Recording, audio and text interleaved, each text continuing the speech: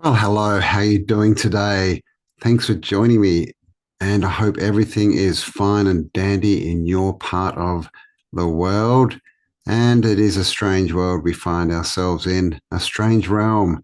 So let's take another stroll through the strange realm and see what's going on out there. This may be the most mind-bending article I have ever found. In 1876, scientists claimed they found a way to unlock superhuman abilities through prolonged exposure of blue light. Wonders of blue light. Females 7 years of age developed into full-grown women.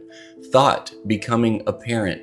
And this isn't just one man's crazy theory. These experiments were going on across America and Europe. And the names that are dropped in this article have some real historical weight. General Pleasanton, okay, he was doing blue light greenhouse experiments, and then Dr. Panza was placing patients inside colored rooms. Then a gentleman by the name of Professor Jivanen turned his whole house into a controlled blue light experiment. He replaced portions of the windows and his skylight in the house with blue glass. Now, this is where the experiment gets a little weird. I have some more questions, but I'm probably not going to get answers. He brought two Moorish twins, it says, into his house to live with him for 3 years. At first, the blue light made them very uncomfortable and restless, so the professor started to darken the blue until they became adjusted. And then it says, the results were extraordinary. By the age of 7, the twins were said to be fully grown women with mental abilities just as remarkable. They supposedly mastered ordinary education at incredible speed, solved advanced mathematics with ease, spoke Latin and Greek like their native language, and understood complicated astronomical calculations almost naturally. Yo, what's up, dude? Do you have any of that blue light? One of the twins developed what the professor called supernatural vision. She knew what people were doing from far away and could read handwriting or printed words in the other room or even through the ceiling above her, as though the walls were transparent. The professor claimed he tested this ability 1,000 times. But it wasn't just the twins. The professor endowed with a physical power that was absolutely tremendous. The blue light exercised a peculiar influence upon the nervous system. It established a sympathetic relation between his own organism and the vast world of unorganized matter. The professor then could move things with his mind, telekinesis. He said articles thousands of pounds in weight rose like feathers and were poised in the air. One of the Moorish twins stroked a spaniel on the head and it suddenly expired as if struck by lightning. Poor dog. The two twins then could look at physical objects and see emanations coming off of it. The invisible energy we all know is there. They say the spiritual regions around us is densely occupied by sentient things. The air is full of strangely formed existence. They said that they were exchanging thoughts like electrical currents through a telegraph line. Believe it or not, but findings like this should really remind us all that we know nothing about the world that we live in. Love y'all and have a good day. Yeah, well, we don't know that much, right? We've been programmed that everything is physical, where clearly everything is energy at its core. And light, blue light, we've all heard about blue light, right? And circadian rhythms and blue light from computers, etc. And Dr. Jack Kruse has been looking into this, and he's got the light diet. Interesting, concepts that he talks about there. And he basically says that food is like number 10 down the list of what we actually consume. He says number 1 is light. So that's very interesting. What do you think about that? Do you think that's true? Do you think that's made up? Because it's interesting, right? Blue light's close to violet, titanium glasses, all this kind of stuff. Who knows? Let me know your thoughts. What do they say in 1884 about fat people?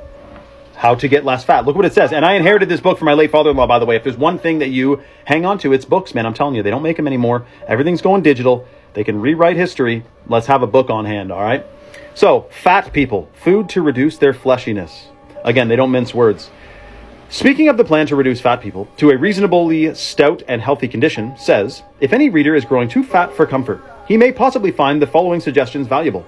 There are 3 classes of food: the oils, sweets, and starches, the special office of which is to support the animal heat and produce fat, having little or no influence in promoting strength of muscle or endurance. Now, you got to read some of these a few times, like you take some imagination, they word it interestingly, right?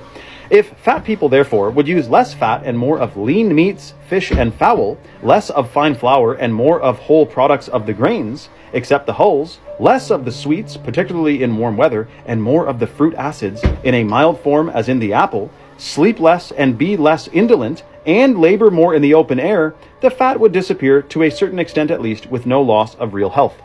So they're saying, get active, eat less fine sweets and candies, have apples. And notice too, it says about warm weather and cold weather. Like, we are supposed to eat different foods depending on the season, eh?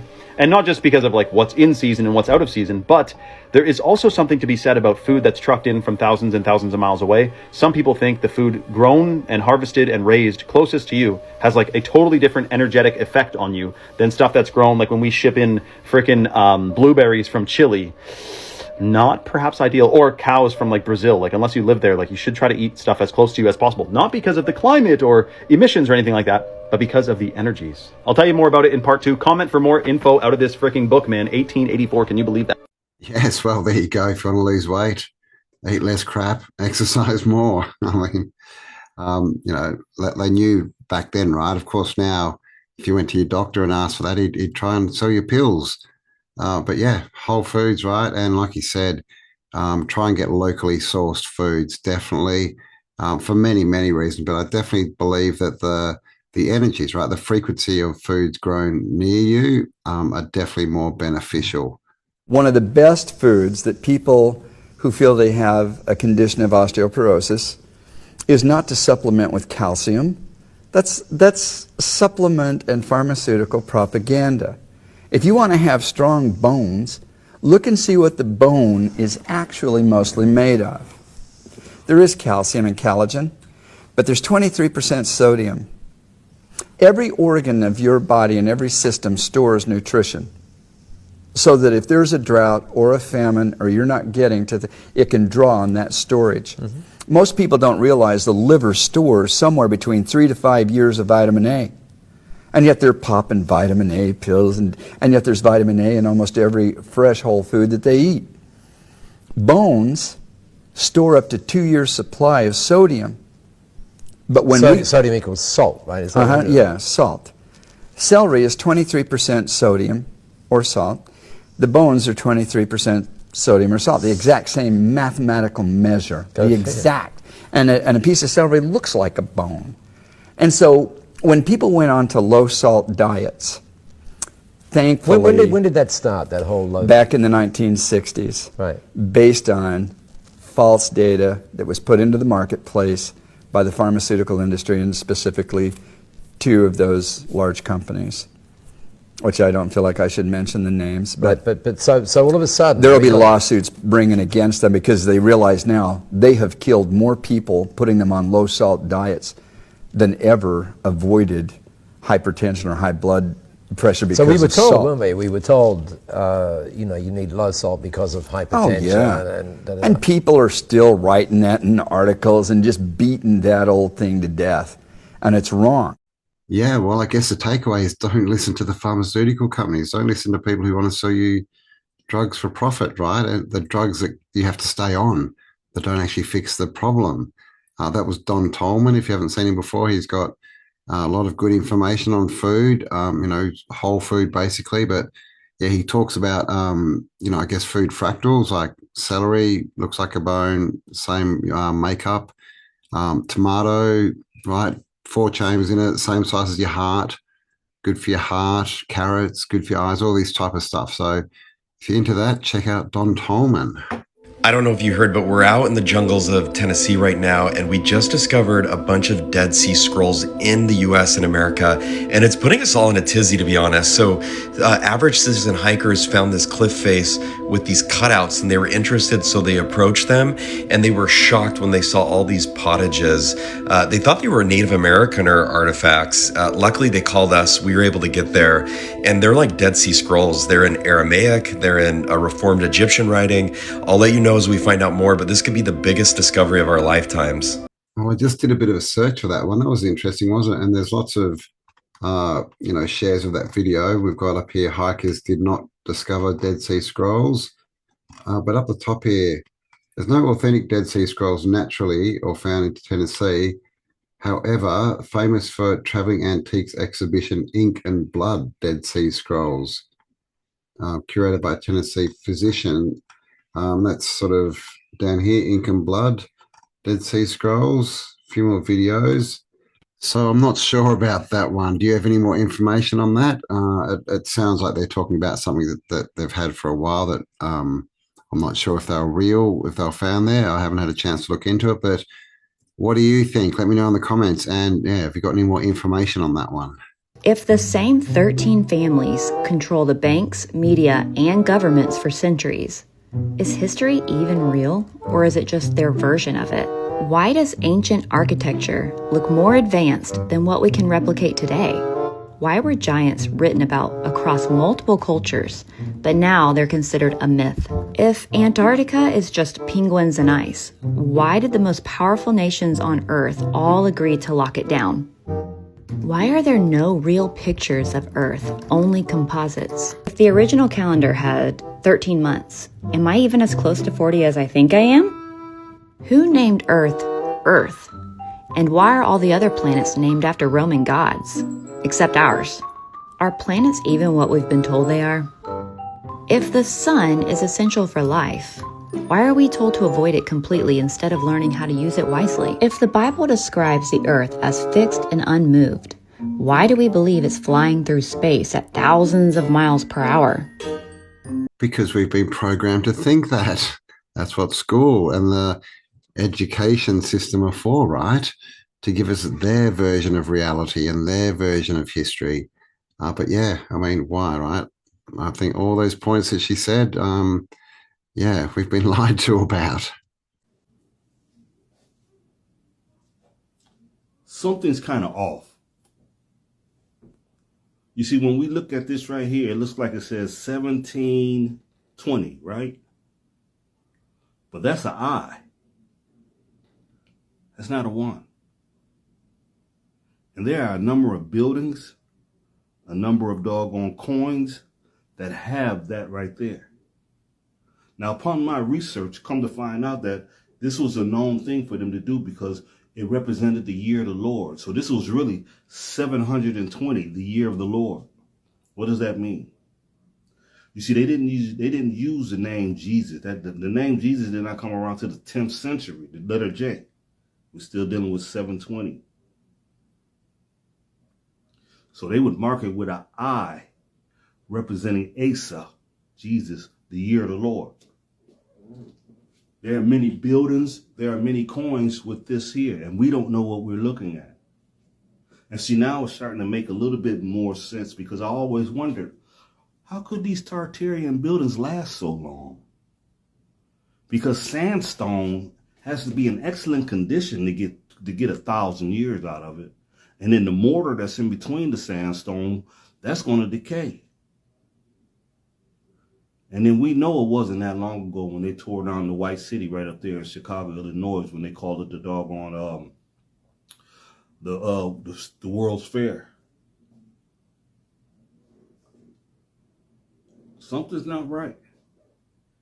And see, now with these airships like this here, these airships, they used to run off of ether technology. And they used to use that red mercury as well to propel these things. These things could stay up these things could run forever. They didn't have to come down to refuel or anything. They would run forever.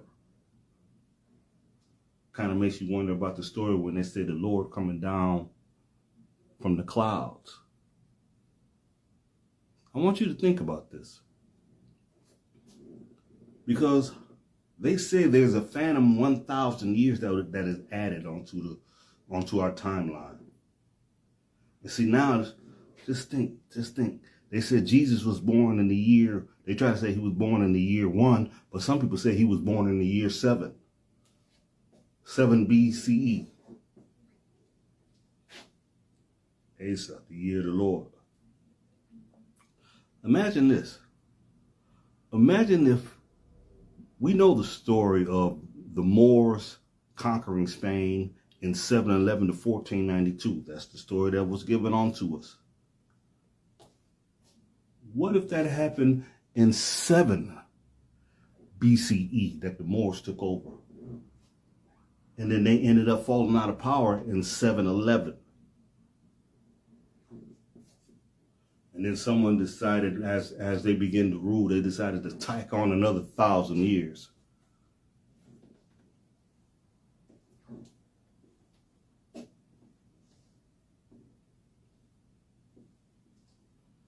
This changes everything. When you study about that brick and the mortar and the time that it would last, a lot of these buildings, it doesn't make sense for a lot of these buildings to still be standing. Especially here in North America, where we have violent winters. And I live in Ohio, and we definitely got these Tartarian buildings and castles here and palaces here. But I'm starting to see that sandstone on some of these buildings is starting to deteriorate. And this is something else that I've noticed. I've noticed that some of those buildings are falling apart with the red bricks on it. But as they fall apart, you should find a whole nother layer, a whole nother wall of red brick up under that. See, that ether technology was a monster, and they needed that red brick to use that. I used to pick up at this one company where I used to pick, I don't know the name of this stuff, but it was this red light powder. And I asked the guys, I said, well, what is this stuff used for? He said, we use this to make magnets. Come to find out, that powder that I was picking up is the same stuff that they doggone was using in them red bricks. They give it an electromagnetic, or give it to make it hold electricity, or to give it a current.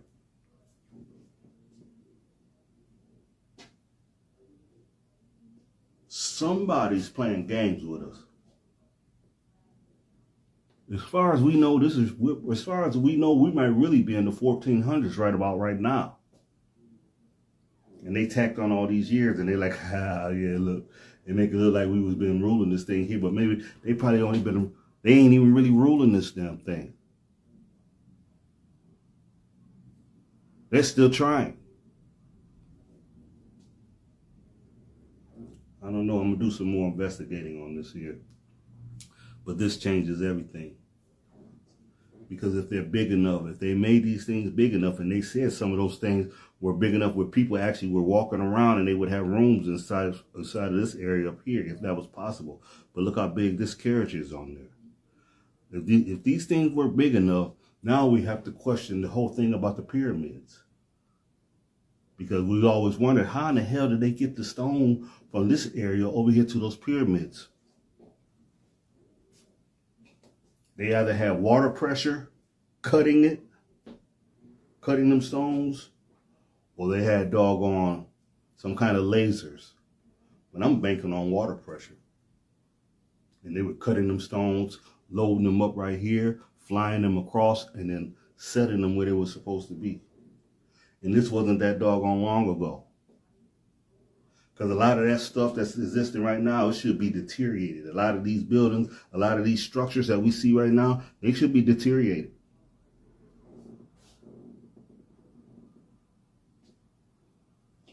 I'm going to keep on looking into this. And I'm going to get back at you. Peace. Well, Tartaria, hey, I agree with the airships. There was definitely levels inside them where people were staying. Of course, 1,000 years, 1,000 added years. The I's and the J's, I'm sure you've all heard of that. But what I found most interesting was when he talked about the red powder that created an electromagnetic field, basically, using that in bricks. Is that how they were powering or partly powering these buildings? Is that how they made them batteries? I don't know. Interesting one. Let me know your thoughts on that. Sometimes something a little different happens. What? Oh, I'll get it. Sometimes. All right, we got a nice exterior shot of the shuttle here. Vibrations of any sort. What is that? Toby. Toby, we're filming. Get out of the shot. Toby, get out of the shot. I told you we can't do these things live. All right, look at this awesome shot of everything floating in zero G. Wow, it's amazing. Would you look at that? Oh, no, except the water. Glass of water. Don't look at that. Turn away. All right, let's show a nice shot of former President George Bush here. And what's going on in the background there? Hey, no, don't zoom in on it. No, come on, no, don't zoom in on that. It looks like we're filming something. No, don't do a side-by-side. Now everyone's going to know that that's what we were filming, and it's going to be... I don't feel like I should be watching this. I don't like it. I don't like what's happening. Hey, where'd it go? I don't want to see it again, but I kind of do. Space crew attempted a spacewalk outside the station. Here's a live look at the astronauts. Well, I don't believe... I don't think that's... Yeah, it's a live look of something. All right, go after that soccer ball. The soccer fans will really love it. And oh my God, where'd your head go? Is he all right? Must have went into another dimension or something. Are you rendering this as we're doing it? All right, Gary. Now remember, we're in 0 G, so don't drop it like that. Just don't replay it, all right? No, I said don't replay it. It looks... Come on. NASA. No astronauts sent anywhere. I think we all know the story with NASA. Like, they can't even get it right. I still remember Space Mouse. That was my favorite one. What was your favorite NASA blooper? If you're not watching Mr. Mountain Beast on here, he's got some great videos, hiked all the way up 21 days deep into the Grand Canyon, something that I wish to do one day. If I would have never had kids and I would have never got married, I would have did what he did. But I got a business to run and I got responsibilities, so I can't just disappear for a couple of months. But he hiked into the Grand Canyon and found why the Grand Canyon is blocked, because there's artifacts, there's carvings, there's stuff there that's not supposed to be there, that wasn't in the history books, and he's exposing it all, and it's awesome. Props to that man. He's also on the tube, and I think everybody should be following that guy and just understand how much they lied to us as American citizens and what was really there, what really happened. If you see the stuff that he's showing, it's mind-blowing. How did they do it? How did they carve tunnels through mountains, through canyons? I don't know. Go watch his stuff. Mr. Mountain Beast. Yeah, Mr. Mountain Beast. He's got some really good videos. If you haven't seen him or heard of him, definitely check him out. And, you know, he's got a lot, right? Suddenly he's got so much footage of all these places. And I was wondering, you know, how do you do that? How's he getting so much? Is this real? You know, is it AI, right? Which we've got to ask of everything these days. But then, you know, he might have been compiling this for a long time, right? And if he's doing month-long hikes, you know, I was thinking about it. And, you know, most of the stuff we're seeing is really, you know, within a day, right? To get to, especially from civilization. So maybe it's once you start, you know, hiking for weeks and get right out into the wilderness where no one really goes, that's where all the stuff is, right? It's like Australia, right? The middle of Australia, they tell us it's a desert with no water and don't go there, you'll die pretty much. But that keeps everyone from going there. So I wonder what's out there. If you know, someone went for a hike out there for a month, what would they find? You know, it's like, we've only just started scratching the surface. We need to sort of go further and deeper, which no doubt is where all of this, you know, hidden stuff would be. You know, there's something rather curious about the whole business of what we call spiritual awakening. People come to me and they say, Alan, what is it that these awakened people see? What do they know that I don't know?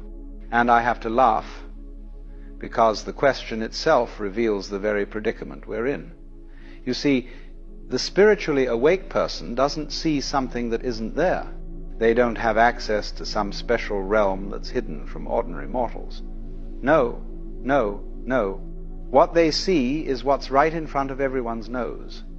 Only they see it without the filtering, without the commentary, without the constant chattering interference of what we call the ego. Let me put it to you this way. Imagine you're looking at a tree. Now, most of us don't really look at the tree at all. We look at the word tree. We look at our concept of treeness. We think, oh yes, that's a tree. I know what trees are. Maple, oak, useful for lumber, nice for shade, produces oxygen. And we've completely missed the tree. We've substituted the menu for the meal, the map for the territory. The awake person looks at that same tree and sees it directly, without the verbal interference.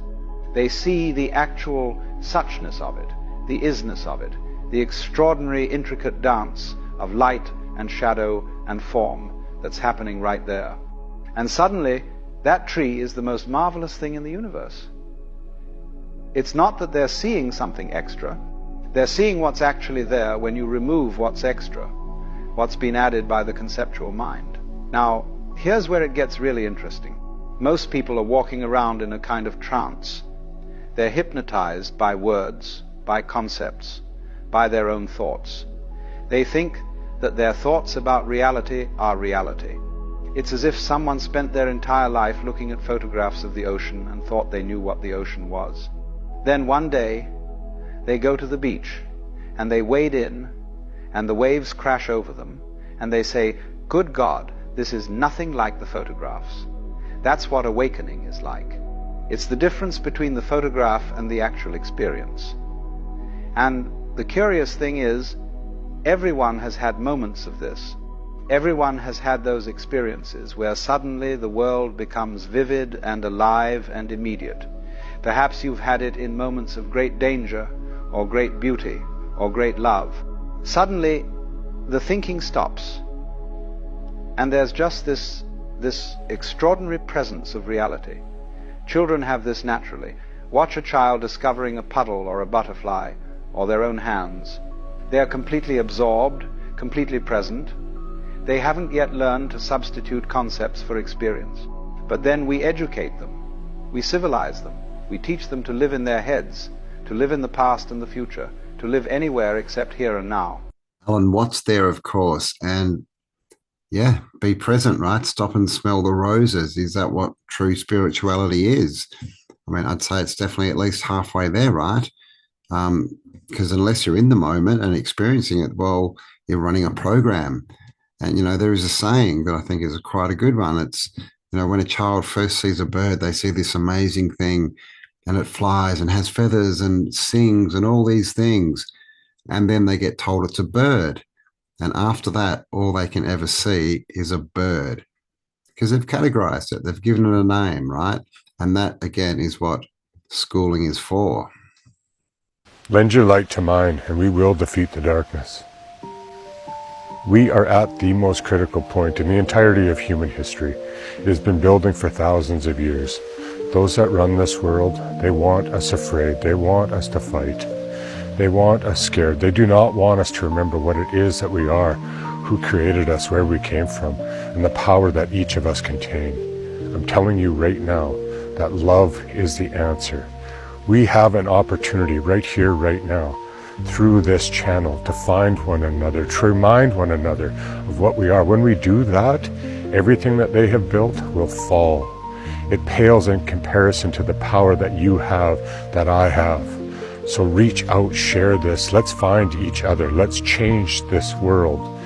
It is not cliche, but I will remind you right now, love is the answer. It's time to rise. Well, I agree with that. It's definitely time to rise. What are your thoughts on that? I mean, definitely we are in, I would agree, the most important time in human history, at least in this epoch, right?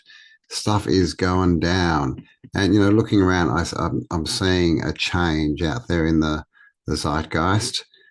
People are, well, getting annoyed, right? Getting very annoyed because the government have pushed it so far, and just, you know, just living day to day is becoming hard for a lot of people. So, of course, people are going to start to rise. People are going to start to, you know, buck the system, basically. Stop paying the system. Stop listening to the system. And that is good. That's what we need. It's definitely time to rise. But let me know your thoughts on that. And let me know your thoughts on all the videos, because we have come to the end. I hope you enjoyed that one. If you did, please do give me a like. Share the video around, hype it up, all that good stuff. And most importantly, stay awesome. And I'll talk to you on the next upload. Bye for now.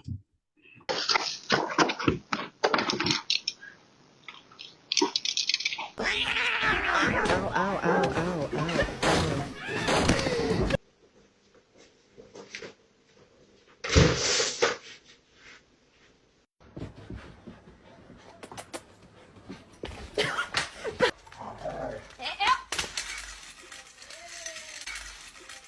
Oh, I got her!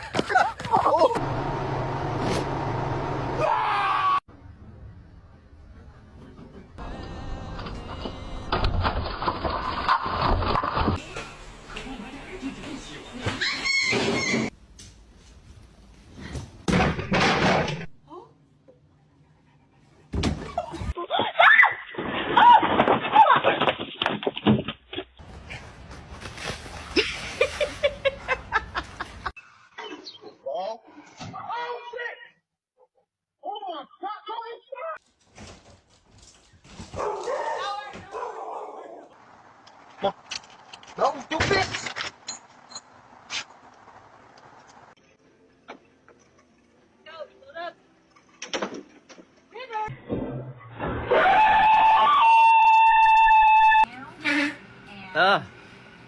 it's on all the way. Out.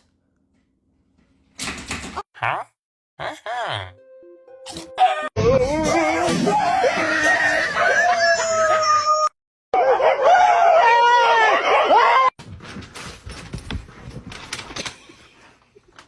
Why are you so afraid of me?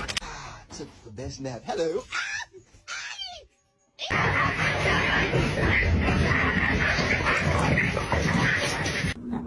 Get it.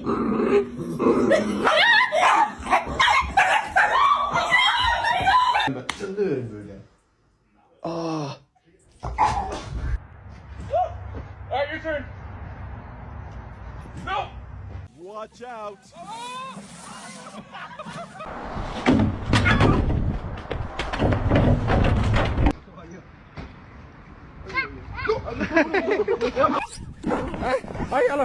Aí ela foi, mano. Aí ela foi. Pega ela aí, mano.